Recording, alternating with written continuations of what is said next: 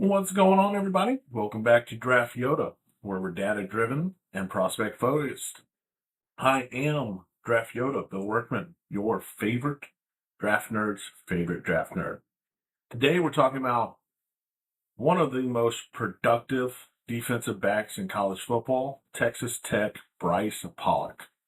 Pollock is carrying a 9.28 grade on my 10-point scale, making him my number 13 overall, and number 2 cornerback behind Leonard Moore. And honestly, Brice Pollock might be one of the most underrated players in the entire country right now, because when most people evaluate cornerbacks, they start with 40 times athletic testing, man coverage ability, and those things matter. But football is ultimately about making plays and what you do on the field. And few defensive backs have made more plays in 2025 than Brice Pollock. One thing I love about Pollock is he wasn't an overnight success. He came out of Shiloh High School in Georgia as a very talented two-way player. He played cornerback and wide receiver. Signed with Mississippi State as a 4-star and spent his freshman year learning. His sophomore year, he started proving he belonged, but he didn't really break through until he transferred to Texas Tech. Brice Pollock is going to be one of those success stories that will be told for the transfer portal, because of the transition from when he was at Mississippi State to Texas Tech. I don't know if it was the coaching. I don't know what happened. Home cooking. Honestly, I have no idea. He needed to get away from. He needed to get in Texas somehow, some way, because sometimes the player simply just finds the right fit, and this was it. It's the right coaching staff for him. It's the right scheme. In his first season in Lubbock, he turned himself into a promising player and one of the best defensive backs in the Big 12. 5 interceptions, 6 pass breakups, 43 tackles, first team All Big 12. That's what I call a breakout season.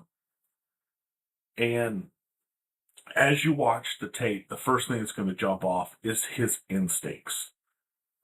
This is where Pollock truly separates himself from some other guys that will be coming here shortly. Some defensive backs react. I don't know if Pollock is Spider-Man and can just sense stuff, or he's watching that much film that he's able to anticipate. He sees the routes concepts developing before they happen. He understands where the quarterback wants to go with the football. And because he sees things early, he gets to the spots before the receivers expect him to be there.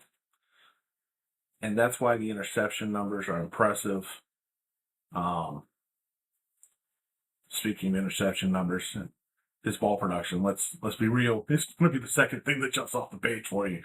5 interceptions, no touchdowns allowed. And think about that. Quarterbacks tested him. And he made them pay for testing him. Those weren't lucky plays. Those weren't errant plays. He earned those plays.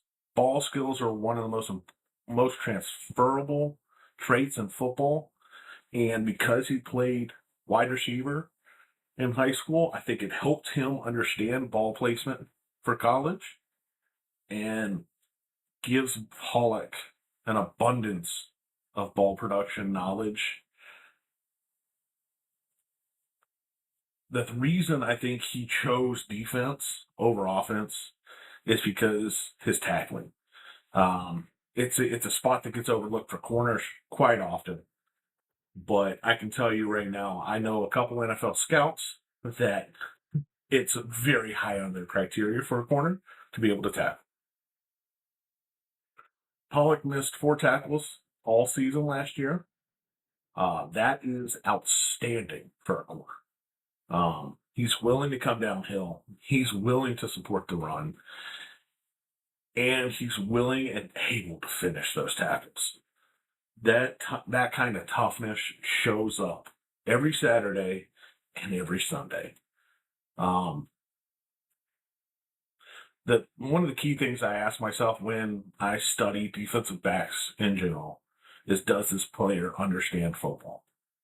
Not just the coverage, but football in general. He needs to understand, what the offensive player, what route he's doing, what route combinations come off of it, and you see the tendencies of the quarterback and wide receiver. Can he identify the concepts before they're truly developed? All those boxes, I believe, are ticked with Brice Pollock. He sees it. He plays his game with a level of intelligence that you can see snap after snap. He is consistently processing information, and your adjustments, he's making adjustments for. He is as close to a defensive coordinator at corner that I've seen in a long, long time. And that's going to allow him to consistently put himself in a position to make plays. I don't think enough people talk about how important scheme fit is for defensive backs. Not every corner needs to play the same way. And not every corner is going to be versatile enough to play in multiple schemes. Leonard Moore, he thrives in man coverage. He can play zone, but he thrives in man coverage. Pollock thrives in the zone defense. Doesn't matter. It doesn't matter the defense. The defensive coverage matters more than the defensive setup for a cornerback and safety. Not saying that man coverage is better than zone coverage. It's not. One's no better than the other. It just makes the difference when you have a player like Pollock to allow his vision to sit back and put his eyes on the quarterback and trust his instincts and know that if it's in my zone, I'm going to get it. That is the type of defense that Pollock needs to play in. He needs to play in his own defense. And we saw the results last year. One of the most productive seasons of the cornerback in the country. And that's why scheme fit truly matters. It allows a player to maximize their strengths. One thing NFL teams love in corners is that they don't become liabilities against the run. Brice Pollock isn't a liability. He's an asset. Like I said, 43 tackles. He only missed 4 tackles. That's across nearly 800 snaps. That's reliability. A lot of corners want no part in a run support. Pollock is one of those guys that embraces it. 6 foot, 190 pounds. He's not a small dude. And his willingness to be in the run game, play in and play out, is a huge reason why coaches trust him out at the corner to play zone and do some things that are a little bit more aggressive in his zone coverage. But I've said it multiple times. I'll say it in every single one of these player things. Nobody's perfect. Everyone can improve. My biggest question for Pollock is his man coverage. Specifically, pure trail technique.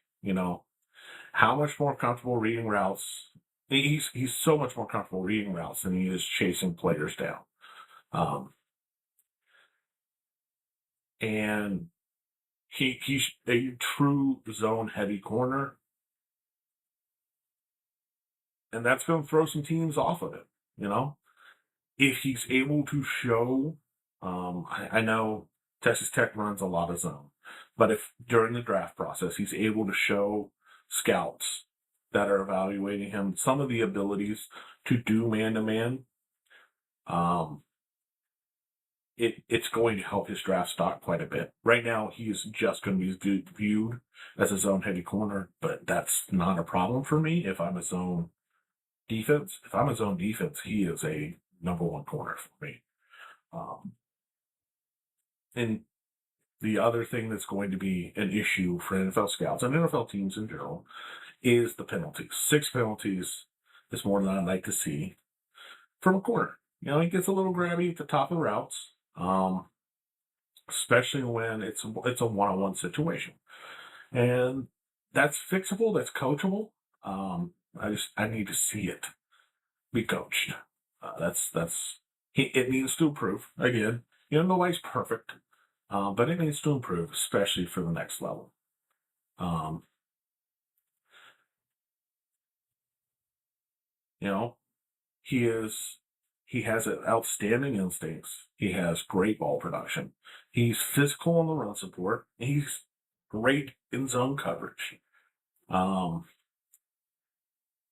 he's a corner that consistently finds the football.